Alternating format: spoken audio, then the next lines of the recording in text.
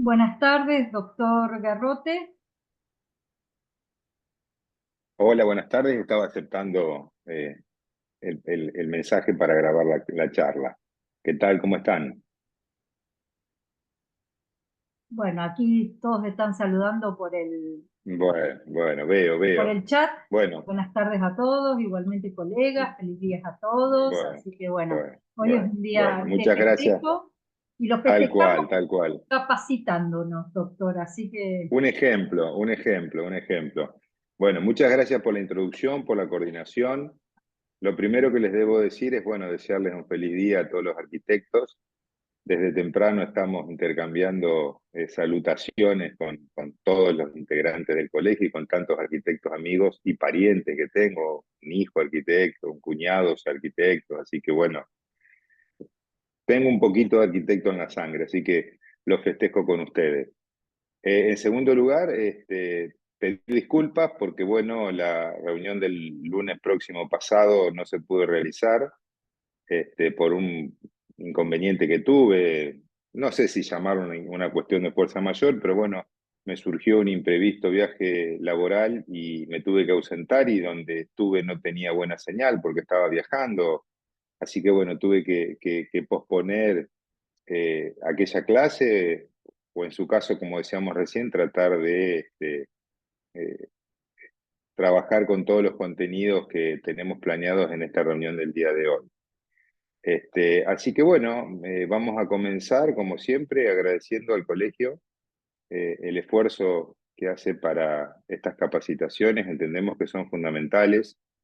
Lo que nosotros tratamos de decirles con el doctor Terrile cuando hacemos estas, llamémosle actualizaciones o conversaciones, es fundamentalmente brindarles conocimientos y herramientas de trabajo para que el ejercicio profesional se transite con la menor cantidad de inconvenientes posibles. Obviamente no vamos a evitar que las cuestiones o contingencias se produzcan porque son propias de toda actividad profesional. Este, eh, los abogados, los médicos, los ingenieros, todos tenemos un marco legal, todos tenemos un marco de incumbencia, todos tenemos un régimen legal que sirve por un lado, como digo yo siempre, son como dos caras de una misma moneda, ¿no? Por un lado, nos protege la ley, preserva nuestros derechos, nos da herramientas para defenderlos, pero por otro lado, nos impone reglas, condicionamientos y eventualmente responsabilidades cuando los deberes no se cumplen adecuadamente o cuando aparecen determinados infortunios que, como les digo, no siempre es posible prevenirlos. Y ahí el ejemplo del caso fortuito, ¿no? O la fuerza mayor, que son situaciones en las que el perjuicio no pudo preverse o aún pudiendo preverse no pudo evitarse. Por eso, bueno, cuando dijeron que hubo una situación de caso de fuerza mayor, en mi caso podría ser parecido a eso, ¿no? Porque, bueno, realmente no lo pude prever. Así que, bueno, esa es la consigna. Voy a tratar de enfocarlos en lo que es el régimen legal del colegio, su marco legal. Luego vamos a hablar de los dos aspectos de la responsabilidad que tiene la profesión. Uno es el que tiene que ver con lo que nosotros llamamos el pacto, la relación interna entre los sujetos del contrato de obra, la relación que media entre el profesional y su comitente con los otros sujetos del contrato de obra. Y también vamos a hablar de lo que es externo, es decir, todas aquellas responsabilidades que habitualmente se conocen o se denominan como extracontractuales, que ocurren en la vida cotidiana, que pasan y que no surgen de un contrato o de un papel, este, como puede ser un siniestro, un accidente, alguna contingencia o alguna responsabilidad objetiva. Y finalmente vamos a hacer mención a un tema no menor, muy importante, no muy complejo, pero sí importante considerar, que es el de la propiedad intelectual, la preservación de la propiedad intelectual y las herramientas o mecanismos que tienen los profesionales para proteger su obra intelectual. Fundamentalmente su anteproyecto, su proyecto. o su cálculo eventualmente. La dirección de obra, veremos, no es una obra concretamente, es un servicio que se presta de donde no existe posibilidad de hacer su preservación o su resguardo. Me gustaría saber de alguna manera si algunos ya han participado de mis charlas, porque bueno, si todos ya participaron, el enfoque tendría que ser más específico. Si son pocos los que ya participaron, vamos a encararlo en forma integral, porque si no, no sería algo novedoso.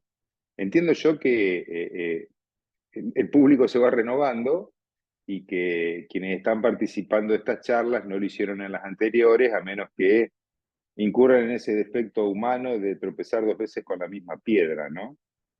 Doctor, Pero bueno, sí, sí, en principio, por algunos nombres que conozco, hay gente que es la primera vez que toma este curso, estas clases. bueno, Supongo que habrá quien lo seguramente va a ser, repite, claro. sí, también. Pido perdón a los que ya han participado de algunas clases o reuniones, si incurro en algunas repeticiones, ¿no? Pero bueno, Ah, como perdón, decía mi también padre, hay sí, sí, chicos que han sí. hecho el curso de iniciación profesional Ah, y bueno, allí lo han seguramente, estudiado, claro, en seguramente, iniciación profesional. seguramente. Seguramente, pero bueno, como decía mi padre también, en estas cuestiones complejas, a veces si hay que repetir, hay que repetir. Así que bueno, machacando entrarán entonces los conocimientos. Bueno, Bien. empecemos por lo más aburrido. A ver, lo más aburrido es algunas consideraciones generales sobre el marco legal de la profesión de arquitecto. Saben ustedes que la profesión de arquitecto es una profesión que está reglamentada, está regulada por el Estado, en el sentido de que, bueno, se exige un título acreditante de la profesión y la justificación de la incumbencia profesional en función de lo que el Ministerio de Educación de la Nación ha establecido. Las universidades y las entidades habilitadas para extender ese título profesional son las que deben cumplir, en primer lugar, con las reglamentaciones y con los contenidos esenciales para la habilitación profesional. Pero en lo que hace al ejercicio profesional, el Estado, ya hace unos cuantos años, ha delegado en los colegios profesionales el rol de extender la matrícula habilitante, otorgar la matrícula habilitante y ejercer su control durante el tiempo que dure el ejercicio profesional. En la provincia de Santa Fe tenemos la ley 10.653, que con algunas pocas modificaciones viene operando hace ya casi 30 años, que es, digamos, el tiempo de vida que tiene nuestro Colegio de Arquitectos de la provincia. Antes la matrícula la extendía el Estado. Existían algunos entes como colegios profesionales o clubes de arquitectos o asociaciones de arquitectos, pero no detentaban el rol de una entidad estatal o paraestatal con esa facultad y esa prerrogativa de verificar la existencia del título habilitante, otorgar la matrícula y ejercer el control durante todo el ejercicio profesional. Obviamente, los colegios profesionales, entre ellos el Colegio de Arquitectos, detentan, perdón, cuando digo arquitectos y arquitectas y digo Colegio de la Arquitectura y Urbanismo de la provincia de Santa Fe. Sepan disculpar a veces mi digresión, pero la costumbre me hace hablar mecánicamente del Colegio de Arquitectos. Pero bueno, el Colegio de la Arquitectura, como se llama en la actualidad, en función de una asamblea que así lo estableciera, eh, ese nombre todavía no ha quedado plasmado legalmente, de donde todo lo que es el rol institucional del colegio sigue manteniendo el nombre de Colegio de Arquitectos de la provincia, pero como les decía, tiene la delegación de ejercer el control de la matrícula, otorgar la matrícula habilitante y un sinnúmero de otras atribuciones, fines y objetivos que fundamentalmente tienen que ver con el control del ejercicio profesional, la preservación de los derechos y los intereses de los arquitectos, y para conservar y fomentar todo lo que tiene que ver con prácticas, ya sea de parte del Estado, ya sea de parte de los comitentes, para que el ejercicio profesional de la arquitectura y las incumbencias de los arquitectos y del Colegio de Arquitectos sea tutelada de manera debida. El Colegio de Arquitectos interviene ante el Estado nacional, ante el Estado provincial, en función de todas aquellas normativas que pudieran tener un interés que lo vincule, emite opiniones, realiza intervenciones, puede gestionar ante el Estado, y además de ello, entre otras cosas como estas, capacita, genera comisiones, etc. Todos roles que están definidos muy claramente, junto con lo que significa el ejercicio de la arquitectura, en la Ley Provincial de 1653. Bueno, como toda entidad organizacional de este tipo, paraestatal, el Colegio de Arquitectos tiene distintos órganos. El principal órgano de gobierno que tiene es la Asamblea General de Matriculados. La Asamblea General de Matriculados es la que define, decimos nosotros, el derrotero del Colegio de Arquitectos, es el que fija las políticas centrales, es la que decide los actos fundamentales en cuanto a su evolución y a su desarrollo, aprueba la memoria y el balance y analiza, en su caso, los informes que pudiera darle la Comisión Revisora de Cuentas respecto de las situaciones en las que ésta haya debido intervenir. Hay una asamblea general de matriculados de la provincia y hay asambleas de matriculados de cada uno de los distritos. Saben ustedes que el Colegio de Arquitectos está organizado de una manera federativa, en función de la cual hay 6 colegios de distrito que, digamos, de alguna manera reportan ante un distrito, ante un colegio, un directorio superior, que en definitiva vendría a ser el órgano principal. Pero bueno, todos los órganos de gobierno se replican en los colegios de distrito, cada uno de ellos tiene, así como les digo, la Asamblea General de Matriculados de la provincia, cada uno tiene una Asamblea General de Matriculados de distrito, las que se reúnen una vez al año con las mismas prerrogativas y objetivos que la Asamblea General de Matriculados, pero por supuesto definidas respecto del distrito al que corresponda. También analizan el balance general y la memoria y instruyen a quienes van a representar en la Asamblea General de Matriculados de la provincia en representación de esos distritos. Bueno, el Colegio de Arquitectos tiene también, obviamente, el directorio.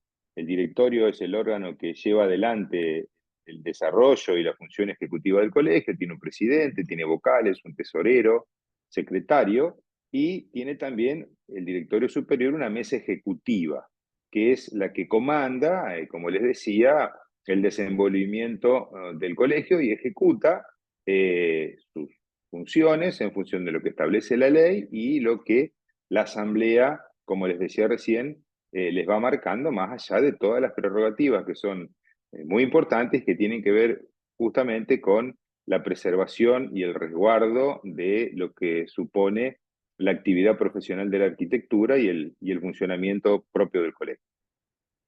Bueno, además de estos dos órganos fundamentales, el colegio tiene la Comisión Revisora de Cuentas, que se ocupa como una suerte de órgano fiscalizador, de verificar la corrección de las decisiones que se toman y fundamentalmente la aplicación de los recursos del colegio. Y tiene también una junta electoral, que es la que se ocupa de la cuestión eleccionaria, de definir el cronograma electoral, de aprobar las listas, los candidatos y de efectuar los escrutinios respectivos e informar quienes resultan autoridades en función de las elecciones. Y finalmente, tenemos también el Tribunal de Ética y Disciplina. Lo dejo para el final porque realmente el Tribunal de Ética y Disciplina se corresponde con el fin fundamental que, como les decía al principio, tiene el Colegio de Arquitectos, cuál es extender la matrícula habilitante y ejercer el control de esa matrícula habilitante. Bueno, más allá de la facultad que tiene el colegio de aplicar sanciones de tipo administrativa a aquellos arquitectos que incurren en alguna violación de las normas estatutarias y legales, es el Tribunal de Ética y Disciplina al que le corresponde juzgar la conducta de aquellos arquitectos que incurrieren eventualmente en infracciones a ese código de ética profesional. El Código de Ética Profesional fija mandatos imperativos de cómo deben ser las conductas de los arquitectos. Y esos mandatos imperativos están contenidos en el Código de Ética Profesional, que está incluido dentro de la Ley 10.653 y luego reglamentado en el Estatuto del Colegio.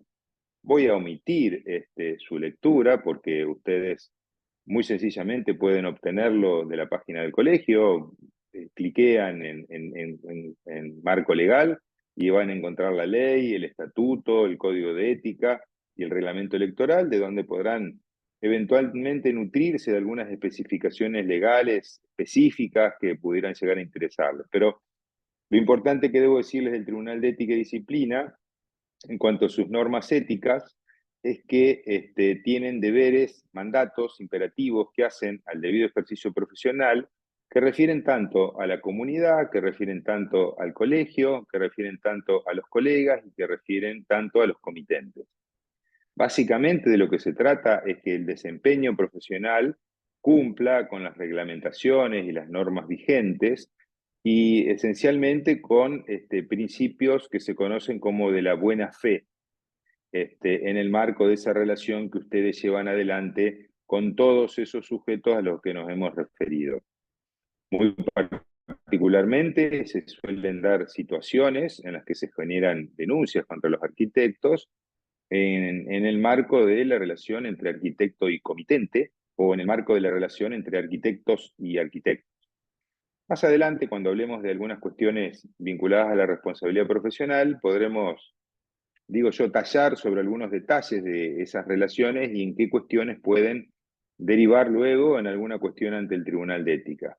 Pero bueno, lo real y concreto es que si ustedes en el marco del ejercicio profesional incurren en alguno de ese tipo de violaciones, qué sé yo, comenzar una obra sin que se haya presentado la documentación respectiva ante el municipio, o se haya obtenido el permiso de obra, o que hayan realizado una malversación de fondos entregados por un comitente, o que hayan incurrido en una situación de mala fe respecto de otro colega, que hayan intervenido en una obra sin cerciorarse antes de que ese profesional no haya sido desvinculado o lo conozca específicamente, bueno, etcétera. Un sinnúmero de situaciones que podrían terminar en una denuncia ante el Tribunal de Ética. Pues bien, ese Tribunal de Ética que tenemos en el colegio se encuentra constituido por un juez de cada distrito. Los jueces no son abogados, los jueces son simplemente arquitectos, son tribunales en los que sus propios pares juzgan a los arquitectos por el eventual desempeño en su actividad profesional. Y bueno, para tramitar ante ese colegio se ha generado un sistema procesal parecido, similar al que ustedes pueden conocer que se practica en los procesos judiciales, en el que se resguarda debidamente y puntillosamente el ejercicio del derecho de defensa, y en el que luego de que todas las partes involucradas representan sus descargos, pruebas y alegaciones, el tribunal dicta una sentencia que puede ser absolutoria o que puede ser una sanción que va desde un llamado de atención, un apercibimiento privado, un apercibimiento público, una suspensión o hasta inclusive la eventual cancelación de la matrícula. En el trámite de ese procedimiento, como les decía, se respetan todos los principios que se denominan del debido proceso constitucional, en el que básicamente se respeta la igualdad de las partes ante la ley, la inviolabilidad del derecho de defensa en juicio y la imparcialidad del tribunal. Esto quiere decir que el tribunal, a la hora de juzgar, no debe tener ninguna circunstancia que haga sospechar de su imparcialidad, es decir, tener amistad, enemistad o algún interés vinculado con la cuestión que se tiende a debatir o con las partes que se encuentran involucradas. Como les decía, el Tribunal de Ética está integrado por arquitectos, jueces que son elegidos junto con el resto de las autoridades del colegio durante el acto eleccionario respectivo, y hay un juez titular y un juez suplente por cada distrito. Entonces tenemos 6 jueces, ese tribunal elige todos los años un presidente, y hay jueces titulares y jueces suplentes. Los jueces suplentes intervienen en caso de vacancia del titular o en caso de que suele ocurrir muy frecuentemente situaciones en las que corresponde una excusación o una recusación por encontrarse el arquitecto involucrado en alguna de las cuestiones que tienen que eventualmente ser objeto de su juzgamiento. Las resoluciones que dicta el Tribunal de Ética y Disciplina son apelables, son recurribles, se puede ir ante la justicia provincial en el caso de que hubiera un resultado que no satisfaga, ya sea al denunciante o al arquitecto denunciado. Eso está establecido en la Ley Orgánica del Poder Judicial de la Provincia de Santa Fe y es semejante a lo que ocurre con las apelaciones de las resoluciones de los tribunales de ética de cualquier otro colegio profesional, colegios profesionales de abogados, de médicos, de ingenieros, etc. Bueno, no los quiero aburrir mucho con esto. Reconozco que es un tema árido, reconozco que es un tema que no tiene nada que ver ni con Le Corbusier, ni con el diseño, ni con las prácticas de la arquitectura, pero es muy posible que muchos de ustedes en algún momento del ejercicio profesional se encuentren ante la difícil coyuntura de tener que enfrentar una situación y una denuncia ante el Tribunal de Ética y Disciplina. Lo que debo decirles es que hay un esquema de procedimiento con reglas y con normas que tienden fundamentalmente, como les decía, a resguardar el debido ejercicio del derecho de defensa. Por supuesto que con libertad probatoria, por supuesto que si el denunciante acredita o justifica los hechos que motivan la denuncia, eventualmente podrá existir una sanción, una resolución del Tribunal de Ética que afecte el ejercicio de la profesión, o alguna mancha, como decimos nosotros en el legajo, como puede ser un llamado de atención, un apercibimiento privado, lo cual en definitiva a veces puede generarles un perjuicio. Bien, esto podría enfocarse, lo que hemos hablado recién, en lo que se conoce como una suerte de responsabilidad administrativa o ética. Hay todo un cúmulo de normas que, como les digo, hacen a la ética profesional y que los involucran y los hacen responsable ante el colegio integrado por sus pares, a quien, como les he dicho, el Estado le delega la función de decirles, bueno, está bien el título, acá está la matrícula, te juzgamos si hay una denuncia y eventualmente te suspendemos la matrícula o te la cancelamos o te aplicamos una sanción. Bien. Pero lo que ustedes están buscando en esta reunión posiblemente sean otras cosas, algo que tenga más que ver con el ejercicio práctico y cotidiano de la profesión, aunque les recuerdo y les repito, posiblemente, ojalá que no, muchas veces se pueden encontrar con una cuestión ante el Tribunal de Ética y Disciplina, y les digo más, y acá va ya el consejo, no el asesoramiento. Muchas veces los arquitectos, como todos los profesionales, nos dejamos llevar con inquietudes, pedidos, requerimientos de nuestros propios comitentes o clientes, quienes muy reiteradamente nos hacen incurrir en infracciones y que nosotros no advertimos, porque a veces nos dicen, no, comencemos la obra sin tener el permiso, sin presentar los planos, porque yo ya dispongo el dinero y la inflación, y ustedes dicen, bueno, empezamos, yo mientras tanto voy gestionando el permiso de obra, y después ocurre alguna contingencia en el marco de esa obra, o dice, no, mirá, yo me voy de vacaciones, bueno, suspendemos la obra y no pasa nada, y la obra continúa, y después ocurre alguna situación que puede generar algún perjuicio, y a partir de ahí nacen muchas veces denuncias que los comitentes o terceros le hacen a los arquitectos, quienes tienen que pagar por hacer caso de peticiones que les hacen los comitentes. En ese marco, más allá de nuestra sugerencia de evitar incurrir en esos actos en función de requerimientos o planteos de los comitentes, el consejo es siempre proceder dentro del marco legal, siempre cumplir con las reglamentaciones, presentar la documentación correspondiente, no comenzar una obra sin contar con el permiso de obra. Si paralizan la obra, como les habrá contado el doctor Terrible, hacer un acta de paralización de obra. Cuando entregan la obra, hacer el recibo formal de entrega de la obra. Eviten manejar el dinero de los comitentes, aunque adopten o acepten el rol profesional de administración de obra, eviten pagarle a los obreros o albañiles de la obra, todas cosas que debe hacer fundamentalmente el comitente, etcétera, para de esa forma el rol profesional que ustedes asuman quede absolutamente definido, ya sea al anteproyecto, al proyecto, a la dirección de la obra, que vamos a revisarlo ahora de alguna manera, pero que en definitiva se trata de ejercer el control de que la obra se realice de acuerdo a las especificaciones técnicas del proyecto o a la representación de la obra, pero no incurran en realizar actos o funciones o conductas que son propias de otros sujetos de la obra, como podría ser el comitente o como podría ser en su caso, ya vamos a ver ahora, el constructor.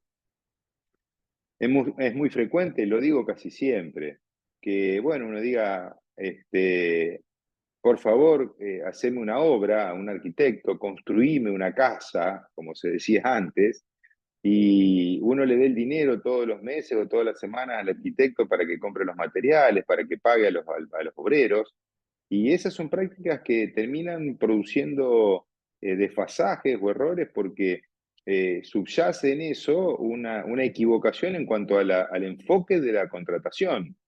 Es el comitente el que debe hacerse cargo de esos roles y eventualmente es el constructor o en su caso quien asume la responsabilidad como representante técnico en algunas circunstancias específicas. Bien, ¿alguna duda, alguna cuestión vinculada con esto que he dicho hasta aquí? Si quieren hacer una pregunta, para que si no avancemos con roles profesionales y responsabilidad profesional. En principio aquí en el chat no hay consultas. No sé si alguien quiere Bien, abrir el bueno. micrófono directamente, si no continuamos. Bueno, no que haga alguna pregunta por chat, sino en su caso avanzamos luego. Perfecto. Seguro estos temas no generan muchas dudas y como decía recién, reconozco que son áridos, pero son de imprescindible conocimiento para el ejercicio profesional. Es como una suerte de capacitación. Bien, vamos a la segunda parte de la conversación que tiene que ver con los roles profesionales y la responsabilidad profesional. Les decía hace un rato que cuando hablamos de responsabilidad hablamos de las consecuencias vinculadas con el obrar de un sujeto. Eso se aplica a todas las circunstancias de la vida y de las personas y los civiles, como les dice el Código Civil, y que por supuesto involucra a los arquitectos. Básicamente tiene que ver con que la ley establece que quien produce un daño o una afectación patrimonial a otro con culpa o dolo, tiene el deber de indemnizar o reponer las cosas a su estado anterior. De eso se trata básicamente el esquema de la responsabilidad civil. Ese esquema de la responsabilidad civil, como les decía, se enanca sobre lo que es la figura de la culpa o el dolo.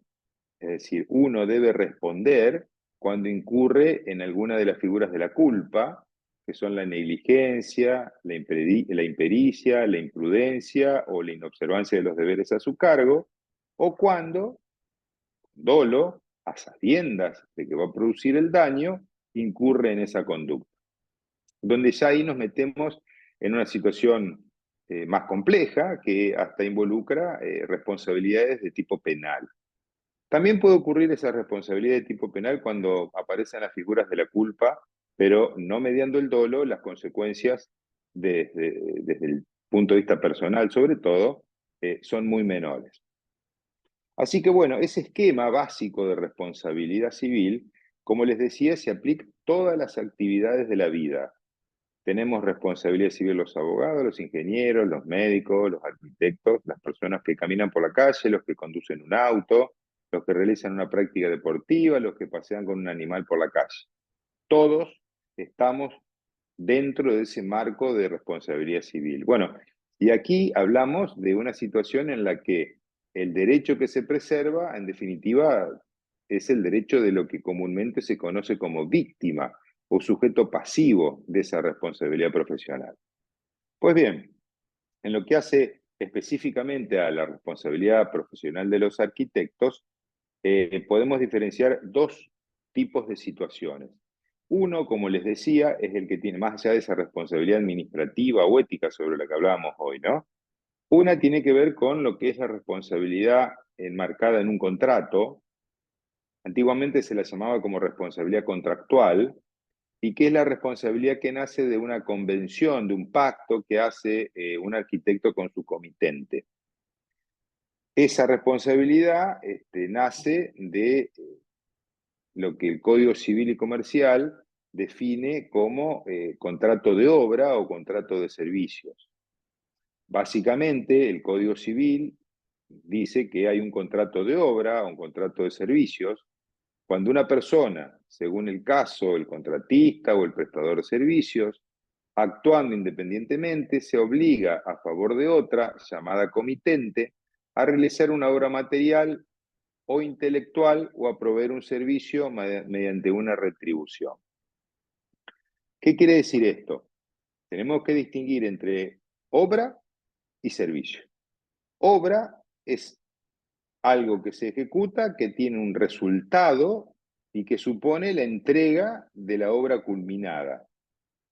El servicio supone una prestación periódica que se va realizando a través del tiempo para aplicar los conocimientos técnicos o la expertise que puede tener el profesional a la hora de ejecutar un contrato.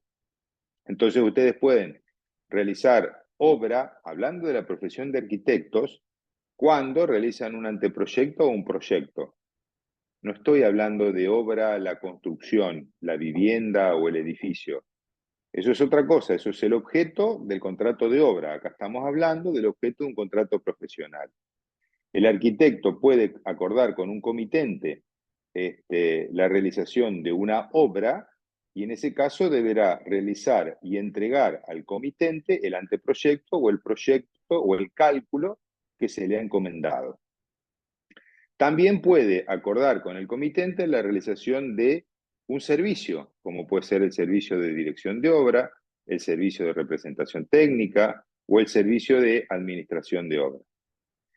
Bueno, en función de este contrato de obra, quedan definidas entonces las distintas intervenciones que un profesional puede tener en el marco de una construcción. Ahora, en paralelo a esto, y necesariamente debe formalizarse lo que es el contrato de construcción. El contrato de construcción es un contrato que involucra a más sujetos. El que les decía recién es un contrato que involucra al comitente con el arquitecto.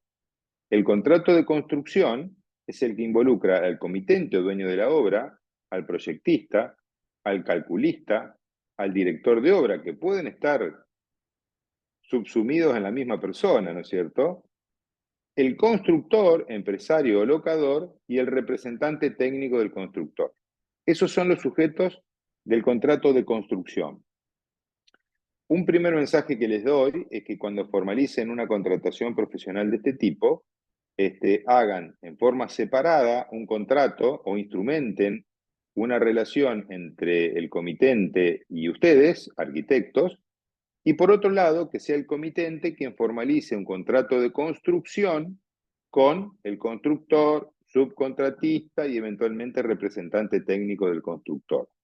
Ello para evitar la confusión de los roles y eventualmente alguna situación compleja de responsabilidad profesional. Yo por ello, yo suelo firmar un contrato, bueno, ¿qué les puedo decir? Los contratos pueden formalizarse, hay mucha libertad para formalizar los contratos. Basta para establecer la relación contractual entre comitente y arquitecto, la presentación de la documentación necesaria ante el Colegio de Arquitectos y la firma del plano de proyecto y dirección de obra. Obviamente, si hay algunas convenciones especiales y fundamentalmente si se quieren pactar honorarios mayores a los que establecen las pautas del colegio en función del número base, es conveniente formalizar, y sobre esto les habrá hablado bastante el doctor Terrile, porque así lo habíamos definido, la encomienda profesional. Fundamental la encomienda profesional entre el comitente y el profesional. Y en paralelo, sí, es muy importante que el constructor, el dueño de la obra, formalice un contrato de construcción con el constructor, que no son ustedes los arquitectos, a menos que quieran asumir los dos roles, a menos que quieran unificar de alguna manera la responsabilidad, sabiendo los riesgos que tienen y, por supuesto, en su caso, obteniendo el beneficio respectivo. Para ello, mi sugerencia, si lo hacen, es generar una suerte de sociedad o persona jurídica, inclusive unipersonal, para que sea la que se ocupe de la ejecución de la obra como constructor y ustedes no involucren su patrimonio y su responsabilidad profesional, fusionando, como les digo, los dos roles, las de arquitecto, que puede ser proyectista, director de obra o administrador, con la figura, como les decía, del constructor, porque las responsabilidades son muy específicas y ahora vamos a empezar a hablar un poco de eso. Bien, eso, como les decía, es lo que hace a mí me gusta llamarlo el pacto interno, digamos, a la relación entre los que contratamos, comitente profesional, comitente constructor. Por supuesto que en el contrato de construcción puede aparecer consignado que el representante técnico o el director de la obra será el arquitecto fulanito de tal. Pero lo importante es que el arquitecto no asuma roles, funciones o responsabilidades que le corresponden al constructor, que tienen que ver con las que nacen del contrato de obra, que tiene que ver con la ejecución de la obra, que tiene que ver con la coordinación y la dirección de su personal y todas las responsabilidades que eso lleva desde el punto de vista fiscal, previsional, laboral, administrativo, riesgos del trabajo, etc. Así que bueno, si bien el Código Civil y Comercial en la actualidad no distingue entre responsabilidad contractual y intracontractual, estamos hablando aquí de lo que antes se denominaba responsabilidad contractual, es decir, la que nace de una convención que las partes formalizan para establecer las pautas que tienen que ver con el desarrollo de ese contrato. Ahora bien, ¿qué pasa si no firman un contrato? Bueno, todo se podrá acreditar con distintos medios de prueba. En la actualidad, y de esto seguramente el doctor Terriles ya se lo ha comentado también, existen medios tecnológicos que facilitan la instrumentación o la prueba de la existencia de los contratos, como lo son el documento digital, la firma electrónica, el correo electrónico, el WhatsApp, hasta el Instagram inclusive. Son mecanismos, redes, sistemas, dispositivos que sirven como para ir generando la prueba de lo que en definitiva será la ejecución y el derrotero de un contrato. Obviamente lo mejor es que se formalice un instrumento en el que quede claramente establecido como un documento público, como un documento privado, cuáles son los roles profesionales y cuál es la responsabilidad de cada uno. Por supuesto que eso es lo ideal. Pero si el contrato no existiera formalmente, hay muchos medios de prueba que servirán para demostrarlo, para acreditarlo y eventualmente para definir los roles y responsabilidades de cada uno de los intervinientes en ese contrato de obra. ¿Y por qué les digo la importancia de esto? Porque hay un sinnúmero de responsabilidades que, como veremos, objetivamente pueden repercutir en los arquitectos y que no nacen precisamente de este contrato, sino solo de su participación en la obra y que curiosamente, fíjense ustedes, en la mayoría de los casos las impone el Estado. A ver, ¿qué responsabilidades le pueden caber a los arquitectos en el marco de estos contratos que no nacen de la convención que hacen con el comitente y que tampoco pueden excusarse o eximirse con un documento firmado con el comitente? Bueno, por ejemplo, responsabilidades que tienen que ver con seguridad e higiene en el marco de la construcción. Ustedes como arquitectos, si asumen el rol de directores de obra o de proyectistas, no necesariamente tienen responsabilidad por riesgos del trabajo. Si la ley les impone, junto con el representante técnico, la responsabilidad de verificar que el comitente o el constructor cumpla con esas normas de seguridad e higiene. Y si ocurriera algún infortunio por violación de esas normas de seguridad e higiene, eventualmente podrían ser solidarizados en el marco de un reclamo que se efectúe, más allá que después puedan repetir o reclamarle al dueño de la obra lo que eventualmente les hayan reclamado a ustedes. Pero ante el tercero damnificado, ya sea un obrero, ya sea un tercero que pase por la vereda de la obra, la ley faculta hacer un reclamo solidario respecto de todos los involucrados en el contrato de obra sin perjuicio de la repetición que pudiera haber entre ellos. Ahora bien, como el doctor Terrile les habrá comentado en la reunión de ayer, y yo se los voy a repetir ahora de nuevo, existen múltiples elementos para poder justificar y acreditar el debido cumplimiento de los deberes de ustedes, particularmente en lo que refiere a estas cuestiones de seguridad y higiene laboral. También ocurre lo mismo con responsabilidades de tipo previsional, sindical, laboral, fiscal, por cuanto es preciso que para el Estado esté muy claramente establecido quién es el dueño de la obra, quién es el responsable de la obra, quién es el constructor, y en su caso, definido el rol profesional del arquitecto, ya sea como proyectista, director o representante técnico. Para ello, es preciso que ustedes cuando comience una obra generen un acta de inicio de obra.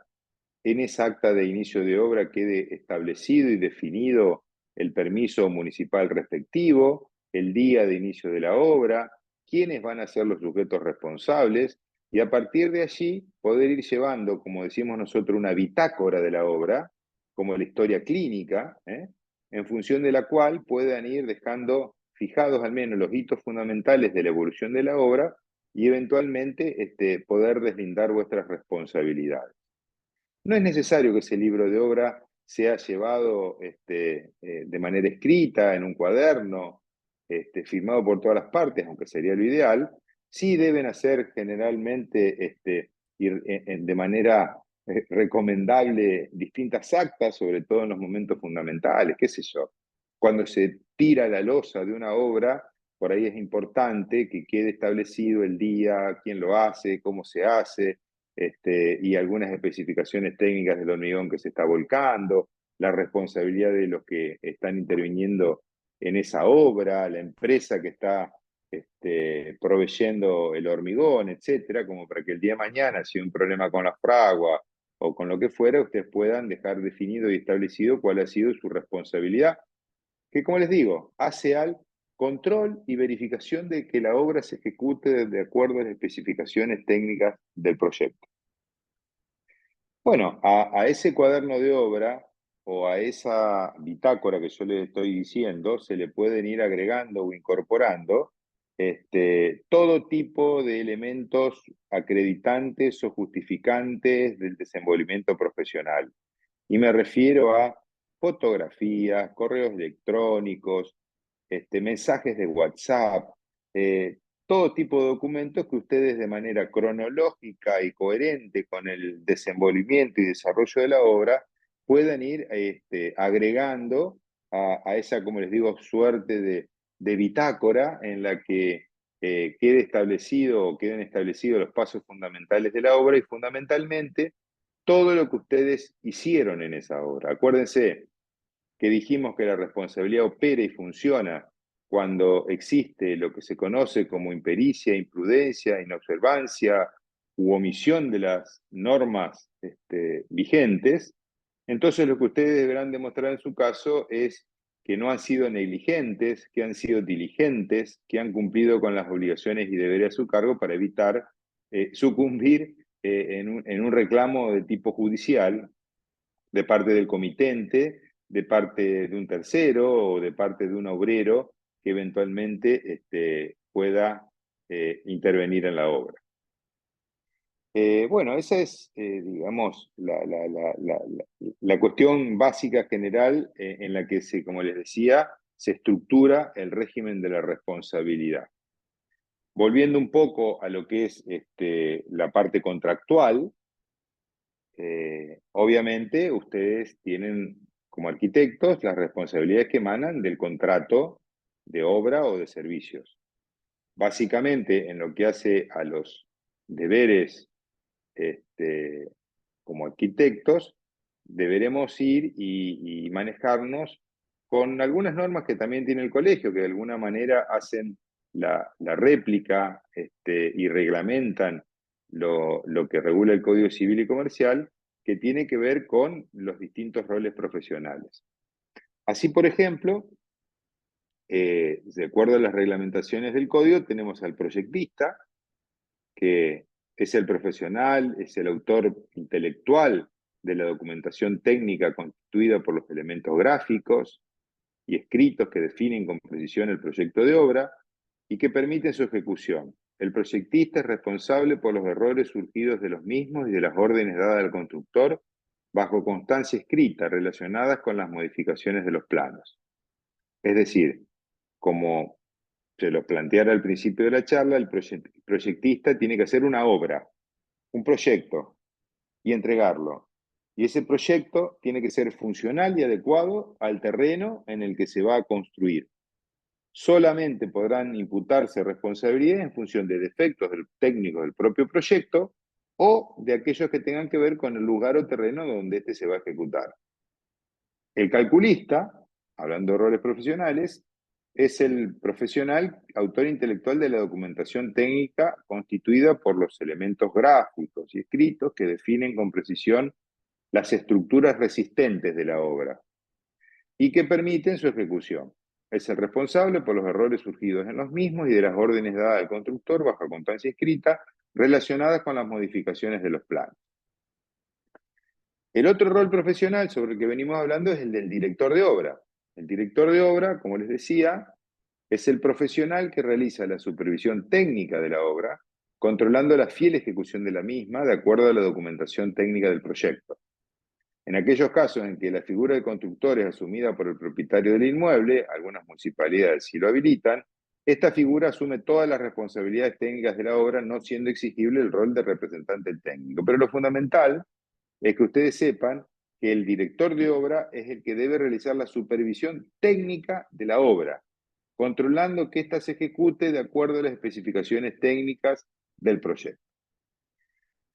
Luego tenemos al constructor o ejecutor de las tareas de demolición, que bueno, ya hemos hablado de eso. El constructor es el que se encarga de alcanzar el resultado material de la obra, de concretarla. También puede ser un subcontratista si el comitente prestó su consentimiento para la intervención en la obra. Acá puede ser una persona física o jurídica que asume las responsabilidades de la ejecución material de la obra. Como les decía, algunas reglamentaciones municipales, Rosario, Santa Fe, admiten en obras menores de 100, 150 metros que sea el comitente el que asuma el rol de constructor, de forma tal que con ello se pueda concretar la realización de la obra sin la contratación de un especialista en el rol. Finalmente, el representante técnico del constructor es el profesional que, de alguna manera, comanda la ejecución de la obra.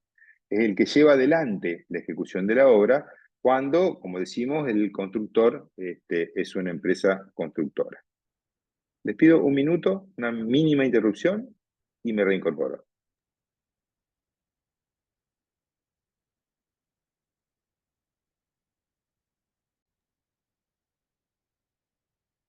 Bueno, aquí estoy de vuelta, gracias. No había traído un vaso de agua, me traje los mates porque hablé así como una hora y realmente necesitaba Me parece muy bien, un poco de hidratación. ¿Eh? Bueno, muy bien. después de todo estamos aquí en familia, ¿no es cierto? Bueno, Desde ya que sí. entonces, bueno, esto es lo que decíamos, tiene que ver con las responsabilidades propias de lo que hace a la relación entre los distintos sujetos de obra y a dónde ustedes como arquitectos tienen que poner, digamos, cuidado. No preocuparse, sí, como suele decirse, ocuparse. Es muy importante tomar todas las prevenciones posibles para luego de haber trabajado mucho tiempo en una obra, encontrarse con un sinsabor que muchas veces tiene que ver con la intención, con la voluntad o con la conducta de ustedes, sino a veces con, como les decía, alguna inobservancia. También sabrán ustedes, porque es propio de la vida cotidiana, que el Estado nos impone todo tipo de responsabilidades y que a veces terminamos siendo responsables del incumplimiento de alguna norma laboral o, previsional, perdón, o fiscal de parte del comitente. Si a modo de ejemplo, ustedes están en una obra dirigiendo y aparecen representantes del Ministerio de Trabajo o de un determinado sindicato y consultan sobre quién es el empleador y quiénes son los trabajadores y la relación no está documentada, muchas veces los arquitectos terminan involucrados porque algún albañil o algún obrero dice, no, a mí el que me da las órdenes es el arquitecto fulanito. Entonces eso se consigna en un acta y luego ustedes van a tener que ir y desvirtuar toda una situación que no tiene nada que ver con la realidad de los hechos, porque ustedes no son los empleadores, ustedes son los proyectistas o directores de obras o representantes técnicos. Por eso es muy importante separar la contratación. Por un lado, arquitecto comitente, por otro lado, contrato de obra entre dueño de obra, constructor o subcontratista, en el que sí puede figurar el arquitecto por el rol profesional que detenta, pero como les decía, solamente para especificar y definir sus responsabilidades en el marco de ese contrato en función de los roles profesionales contratados. Otra recomendación que les puedo dar es que no asuman roles profesionales, por ejemplo, la representación técnica o la dirección de obra, sin que queden debidamente satisfechos o abonados los honorarios profesionales correspondientes, proporcionales a la labor alcanzada. No se dejen sucumbir en propuestas miserables que a veces involucran a los arquitectos en determinados roles profesionales por una paga menor, con el pago de aportes, como puede serlo, por ejemplo, en la representación técnica de una obra de importante envergadura, o como puede serlo la dirección de obra también de una obra importante, ¿no? Y no percibir los honorarios adecuados porque hacen, en definitiva, a la dignidad del ejercicio profesional.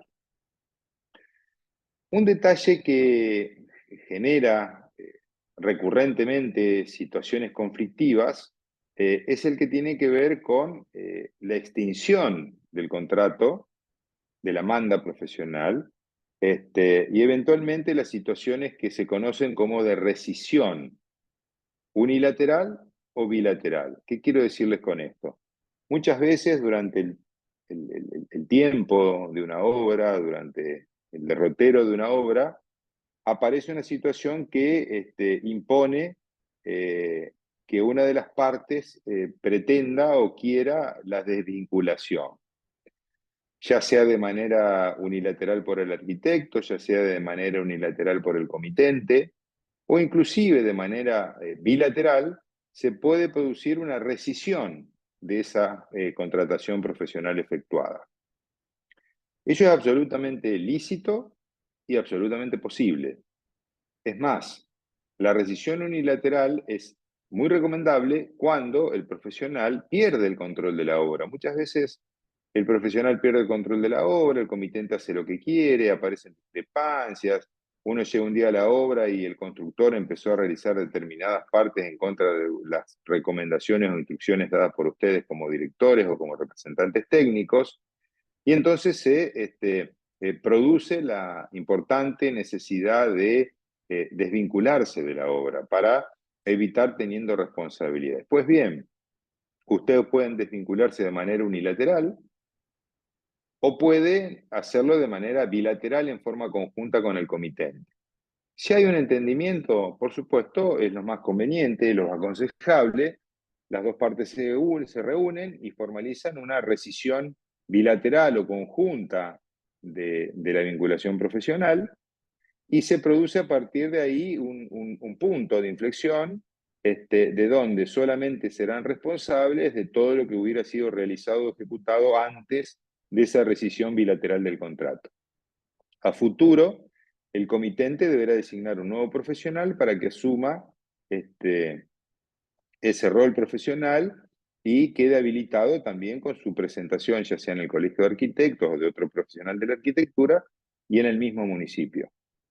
Si ello no se puede producir, el arquitecto puede rescindir unilateralmente el contrato de obra, con el beneficio de que si el arquitecto rescinde unilateralmente el contrato de obra, no genera ello ninguna responsabilidad de su parte, ni tiene que pagar ninguna indemnización. Solamente va a dejar de percibir los honorarios que correspondan proporcionalmente al grado de avance de la obra que no se ejecutó. Para ello, pueden recurrir a un modelo de comunicación de rescisión unilateral que se encuentra disponible en la página del colegio, o a un documento en el que claramente se exprese la voluntad de rescindir a partir de tal fecha del contrato de dirección de obra o de representación técnica, dejando establecido en esa comunicación el grado de avance de la obra y como sugerencia la incorporación de fotografías o constataciones en la que puedan dejar definidamente clara o claro el grado de avance de la obra, como les decía, para eventualmente el día de mañana poder acreditar la existencia de ese punto de inflexión entre el momento en que ustedes cumplieron con ese rol profesional y el momento en el que dejaron de hacerlo. Y también podrá el comitente, en su caso, rescindir unilateralmente el contrato, el que sí tiene la responsabilidad de integrar o indemnizar o compensar lo que ustedes como arquitectos no hubieran podido percibir con motivo de esa rescisión unilateral producida antes de la conclusión del contrato. Les cuento que desde las oficinas técnicas de los colegios, en conjunto con los asesores legales, estamos trabajando en mejorar, completar todas las normas que tienen que ver con estas cuestiones y específicamente las que hacen a las formas de rescisión profesional. Esas tienen que ver con la comunicación que deberán hacerle al comitente en su caso, y luego las comunicaciones que habrá que hacerle al colegio de arquitectos y al municipio para que quede registrado y que, como les decía, el comitente luego proceder a la designación de un nuevo profesional que continúe con la ejecución de la obra. Bien. El tercer punto, ya avanzada la reunión sobre el que yo les quería hablar, es el que tiene que ver con la propiedad intelectual. Muchas veces por desconocimiento se habla de este tema o se preocupa de este tema, pero lo básico que les quiero comentar es que en nuestro país existe una ley, que es la ley 11.723, que desde hace ya muchísimos años prevé las obras intelectuales de cualquier tipo. El escritor, el cine, la pintura, el diseño, los modelos de utilidad y por supuesto, entre esas obras intelectuales existen los proyectos y los cálculos de determinadas obras. Esa ley protege, independientemente de que se la registre o no en ese registro que se conoce de la propiedad intelectual que lleva adelante el Estado Nacional, con la sola acreditación de haber realizado el trabajo o la obra con anterioridad a aquel que quiera eventualmente usurparla. Pero el colegio, para mejorar el sistema, ha incluido o incorporado lo que antes denominaba la visación previa y que hoy se llama resguardo de propiedad intelectual. Ustedes, como proyectistas, tienen el derecho de registrar, o la prerrogativa de registrar en el colegio, una elaboración intelectual, cualquiera sea esta. Y esa elaboración intelectual no puede ser usurpada ni apropiada por nadie. Ahora bien, cabe hacer la siguiente aclaración. Ustedes pueden hacer un proyecto, registrarlo como visación previa o resguardo de propiedad intelectual, luego puede ser presentado en el colegio y el comitente eventualmente no está obligado a que ustedes sean los directores de la obra o los representantes técnicos en la obra. Basta con que le hayan abonado el precio del proyecto, se haya presentado en el colegio y en el municipio y no haya nadie que usurpe esa propiedad intelectual. Podría haber usurpación de la propiedad intelectual cuando ustedes realizan un anteproyecto o un proyecto y otro profesional usurpa o se apropia de ese proyecto y lo utiliza como propio. Y ustedes me dicen, ¿y en qué queda resguardada la propiedad intelectual? Queda resguardada la propiedad intelectual en el hecho de que queda registrado y nadie puede quitarles la autoría de ese proyecto. Obviamente, en forma separada o paralela de esta situación jurídica, detentan ustedes el derecho a cobrar los honorarios profesionales que correspondan por la elaboración de ese proyecto. ¿Cuál es la recomendación? La recomendación fundamental es que cuando ustedes los contraten, formalicen una encomienda profesional, al menos un presupuesto documentado, al menos una orden de trabajo en la que quede establecido cuál es el anteproyecto o el anteproyecto o el proyecto que les encomiendan. Luego de eso, realizar el anteproyecto y si tuvieran dudas sobre la manipulación o la eventual usurpación de ese anteproyecto, formalizar el resguardo de la propiedad intelectual en el colegio, para luego, con ello, poder acreditar con una fecha cierta la realización del mismo y, como les decía, la tutela de esos derechos, que inclusive detenta ribetes desde el punto de vista penal, por cuanto quienes usurpen una propiedad intelectual son eventualmente responsables desde el punto de vista penal. Bien, esto es lo que sumariamente teníamos planeado desarrollar para la reunión de hoy. Me gustaría francamente que nos hagan las preguntas y podamos entre todos conversar sobre aquellas cuestiones que puedan generar alguna duda, más allá de que, como siempre decimos, como asesores legales del colegio, tanto el doctor Terrile como yo, estamos siempre a disposición para evacuar consultas generales en forma gratuita, los días miércoles yo, en mi caso, mediante una coordinación previa con la gente de tesorería del colegio. Pero bueno, escucho cualquier inquietud, cualquier pregunta que pudiera haber. Cabe aclarar, doctor, que Sí, usted está en el Distrito 1, Santa Fe, sí, no sí, sé si en este momento usted está haciendo consultas presenciales o por sí, mail solamente. presenciales o por Zoom, Ah, bien, presenciales o por Zoom a los matriculados del Distrito 1. bien. Pero bueno, eventualmente, respecto al Distrito 2 las hace el doctor Terrile y luego con los otros distritos se pueden ir conviniendo eventualmente, eso no habría problema y generalmente nosotros las vamos respondiendo si no son de mucha envergadura. Exactamente, era eso lo que quería aclarar. Muchísimas gracias. Eh, bueno, en principio acá hasta el momento hay una sola consulta en el chat. Sí, Eh, sí, Usted había comenzado a leerla, dice, yo suelo firmar sí. un contrato de servicios en el que Ujú. incluyo proyecto y dirección de obra. ¿Estaría ok? Porque usted se refirió al proyecto como un Claro, no, único plano de obra. en realidad, siempre se dice que más allá del nombre que se le da a los contratos, lo importante es su contenido.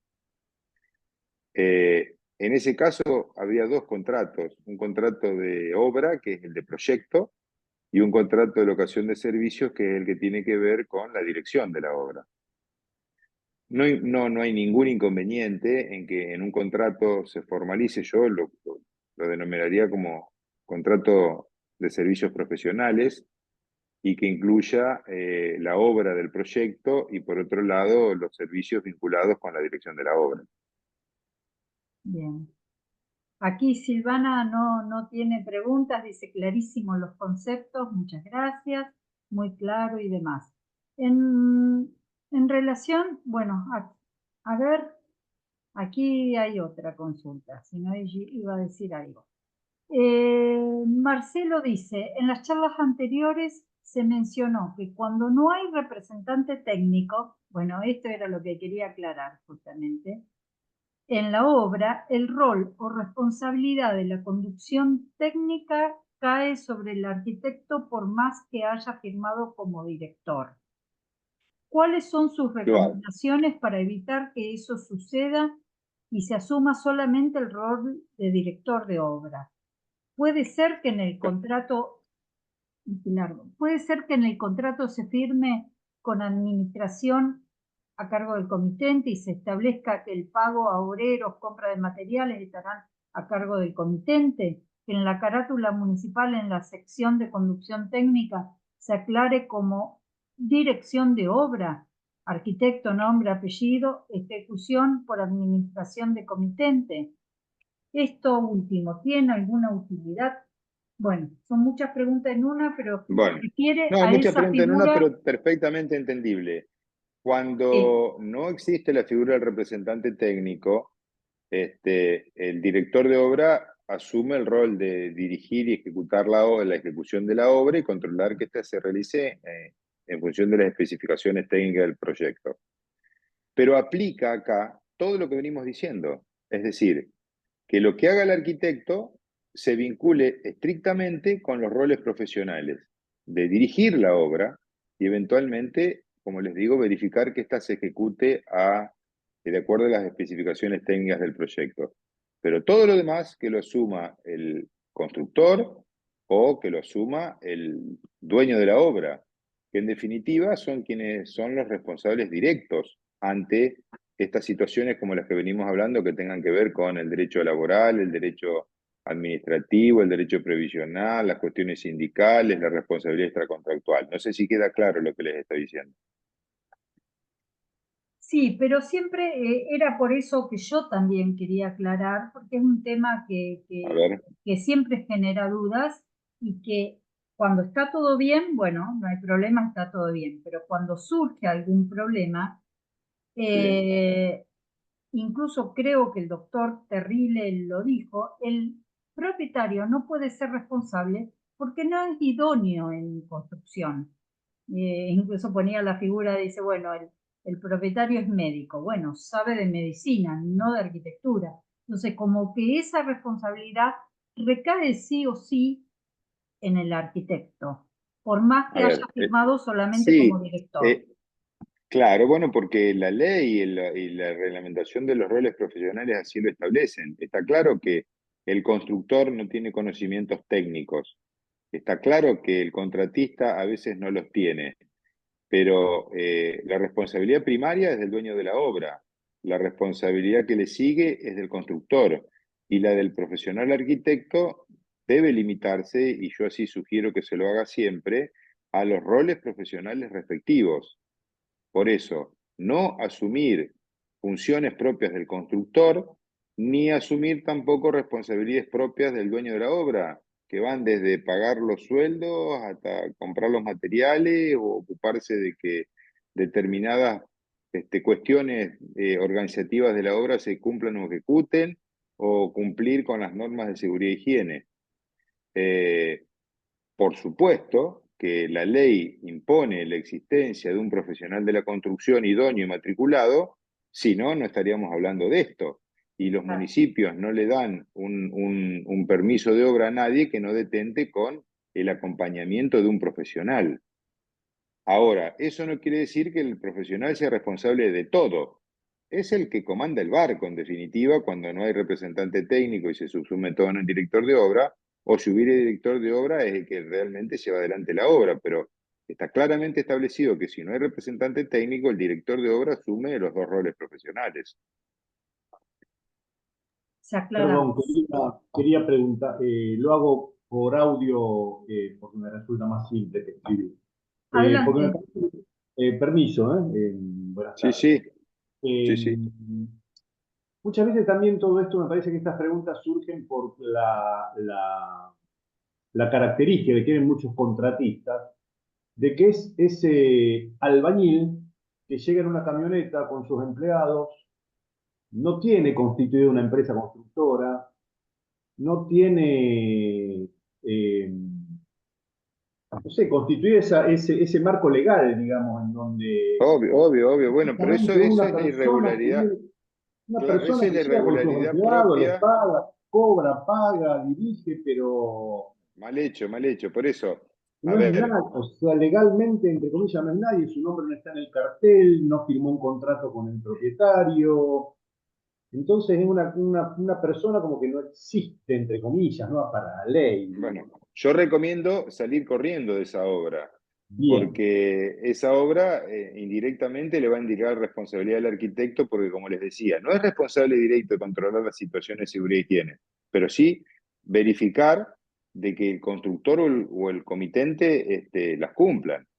Ahora, usted me dice, no, porque entonces no quiere hacer la obra. Y bueno, yo te digo, está bien la disyuntiva de no asumir un rol profesional como representante técnico, ni tampoco como director de obra, cuando todo el personal está en negro, cuando no se le paga, cuando no tienen RT y cuando están en una situación irregular. Bien. Obviamente, a veces nos toca un comitente que quiere hacer la obra, que no le alcanza la plata. Bueno, como yo les decía hoy, son situaciones en que a veces, por los requerimientos del comitente y para no perder el cliente o la obra, el profesional sucumbe o accede a trabajar en esas condiciones. Es la Cero realidad, recomendación de mi parte. es Claro, la realidad de las obras chicas, justamente esas claro, obras de claro, Claro. menos claro, de 300 metros cuadrados, claro, claro, tal en cual, tal donde cual, el tal cual. propietario puede firmar como constructor. Entonces Exacto, se da esa exacto, serie de exacto, irregularidades. ¿Y eso es exacto. correcto entonces que el propietario firme como constructor? Porque me parece Bueno, que en algunas algunas municipalidades charlas lo quedó en habiliten y duda. en realidad puede serlo. Puede ser. No se necesita matrícula para ser constructor. Ajá. Los subcontratistas o los constructores pueden ser una empresa o puede ser un particular, no tienen una matrícula profesional. Son un sujeto que se obliga a hacer una construcción. El arquitecto deberá verificar la obra, pero el responsable, el empleador, el que tiene que cumplir con las condiciones de seguridad y higiene, pagar los sueldos, es el constructor. E indirectamente el comitente, pero nunca el arquitecto. Obviamente, como yo les decía, la ley lo solidariza para que esas condiciones mínimas se cumplan, porque al Estado le interesa que esas normas se cumplan. Pero el contrato entre el albañil y el constructor es ajeno al arquitecto. Por eso yo siempre digo, nunca vayan, como se hacía antes los viernes, a la obra, a comer el asado y de paso pagarles a cada uno de los obreros, porque cuando le pregunten, ¿y a vos quién te pagaba? Y a mí me pagaba el arquitecto, y eso ya es uno de los signos distintivos de lo que es una relación de tipo laboral, porque hay subordinación económica y porque hay subordinación técnica. De ¿Entienden? acuerdo. Y Ese es más o habría, menos el punto. habría que intentar producir, que se firme ese contrato entre ese contratista, digamos, que no tiene ningún papel de nada, pero que es el contratista, el que llega con la gente en la camioneta y la deja, Obviamente, es que se lo que firme como nosotros recomendamos propietario, ¿no? siempre, lo que nosotros recomendamos siempre es que haya un contrato entre el contratista, entre el comitente y el constructor. De constructor, bien. O sea, que esa persona Claro. asuma ese Por supuesto, absolutamente. carácter de Abs- constructor. absolutamente, absolutamente. Justamente Bien. aquí lo preguntaban por el chat si ese contrato entre los albañiles y el comitente ayuda a compartir responsabilidades. Por supuesto, por supuesto. Es fundamental ese contrato. Es Bien. fundamental entre el constructor y sus empleados y entre el comitente y el constructor o subcontratista, como quieran llamarlo. Ajá. Bien. Bien, bien, muchas gracias. Porque en general yo creo que todos conocemos esta modalidad de que uno es el arquitecto en la obra y A sí, ver, es llega el como, contratista en una camioneta, descarga a su gente, se va, queda la gente sola en la obra trabajando, no hay sí, contrato, sí. no hay... Pero eso Uno, ocurre en todos los órdenes de la vida, es como andar en auto sin seguro, bien, de acuerdo. son, claro, asumir riesgos que a veces, bueno, pueden ser desde el punto de vista económico. A lo mejor la obra termina y no pasó nada, pero a lo mejor termina la obra y hubo una inspección del Ministerio de Trabajo, hubo un accidente, y después eventualmente las responsabilidades indirectamente caen. Y por ejemplo, cuando el contratista presenta su presupuesto al cliente, podríamos decir el presupuesto, el cliente lo acuerda. Bueno, ¿se Sí, puede firmar ese presupuesto, las firmas sí, sí, del propietario y del constructor, sí. en este caso, Eso es de un ese contrato. presupuesto? ¿Lo Está convierte bien. en un contrato? Sí, totalmente, totalmente.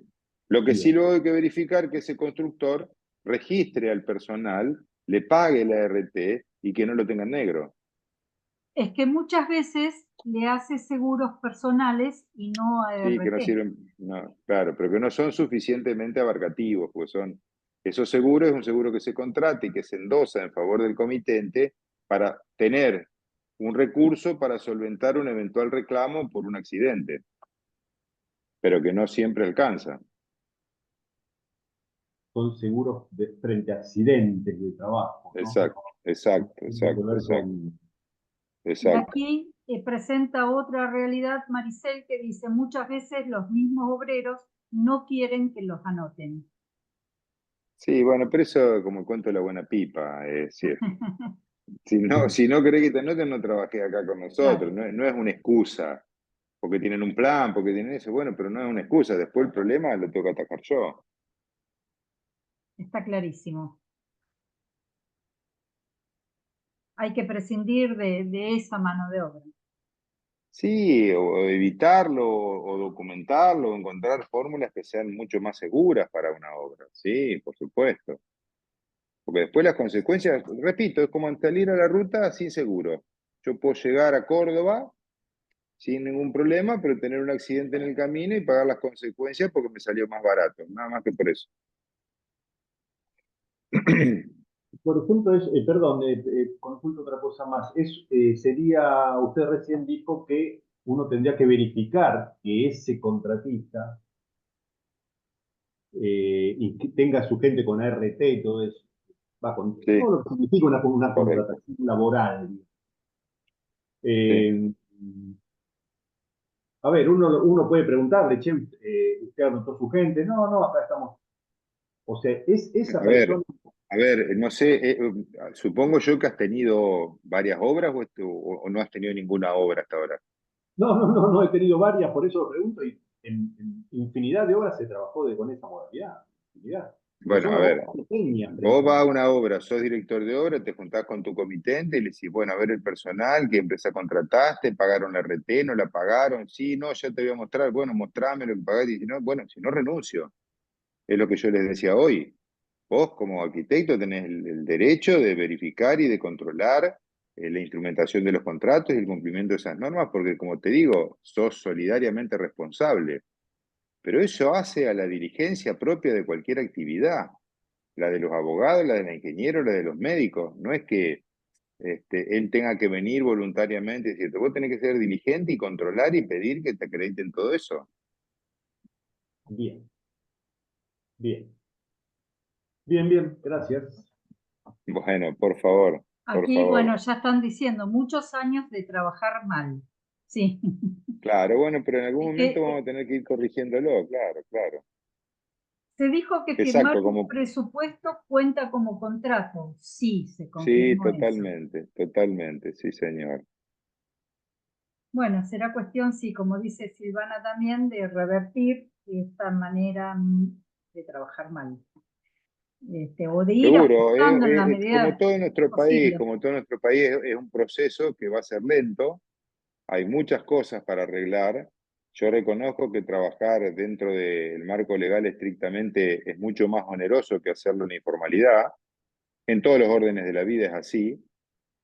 Si yo le compro un mantero en la playa, voy a pagar menos una mercadería, pero ese mantero no paga leyes sociales, no paga los gastos, no paga los costos, por supuesto que es más barato. Pero de alguna manera hay que ir revirtiéndolo, porque si no, precisamente nosotros, los profesionales liberales, que tenemos una obligación muy importante y que cada vez más la relacionan a lo que se llama una obligación de resultados, nos vemos perjudicados por toda esta situación. Sí, aquí dice que la construcción es el sector de mayor informalidad. Diría que uno de tantos. Posiblemente, es uno de tantos, uno de tantos. Del comercio también, bueno, hay muchos sectores que están en esa situación. Lo que sí, en la construcción, la mayor irregularidad se da en las obras chicas. Por lo general, en los edificios, bueno, ya tienen